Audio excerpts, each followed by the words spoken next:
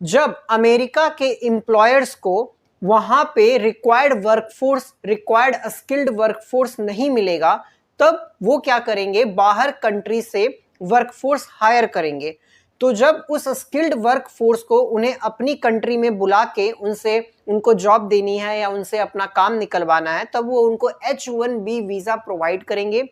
H1B visa के आधार पर ही किसी भी दूसरे कंट्री का स्किल्ड पीपल अमेरिका में जाके जॉब कर सकता है। अमेरिका के डेटा के मुताबिक टोटल H1B वीजा जितना दिया गया, उसमें 70% ऑफ H1B वीजा जो है वो इंडियंस को मिला है।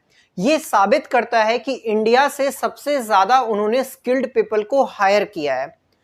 गूगल, ओरेकल, माइक्रोसॉफ्ट जैसी बड़ी बड़ी कंपनीज ने इंडियंस वर्कफोर्स को वहां पर हायर किया और उन्हें H1B वीजा प्रोवाइड किया।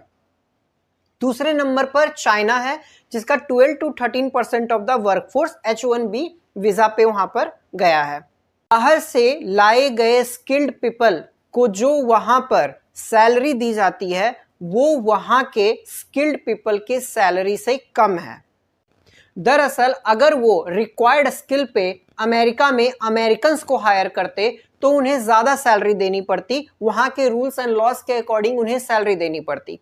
बट अगर वो इमिग्रेंट्स को रिक्वायर्ड स्किल पे लेते हैं तो उन्हें कम सैलरी में काम चल जाता है उनका, और काफी सारा वो अपना पैसा जो है जो वो ह्यूमन रिसोर्स में खर्च करते, वो प्लेयर्स उन्होंने अपने पैसे को वो बचा लिया। 25% ही लोग ऐसे हैं जिनकी की सैलरी $1 लाख से $1.5 लाख के बीच में है, और सिर्फ 5% ही ऐसे इंडियन इमिग्रेंट्स हैं जिनकी सैलरी $1.5 लाख से ज्यादा है। ये मैं एनुअल सैलरी की बात कर रहा हूं। सो इससे ये समझ आता है कि जो मैक्सिमम इमिग्रेंट्स, इंडियन इमिग्रेंट्स जो वहां हायर हुए हैं, जो वहां काम कर रहे हैं, जो यहां से जो ब्रेन ड्रेन अमेरिका में हुए हैं, वो सारे के सारे $1 लाख पर एनम से भी कम में काम कर रहे हैं।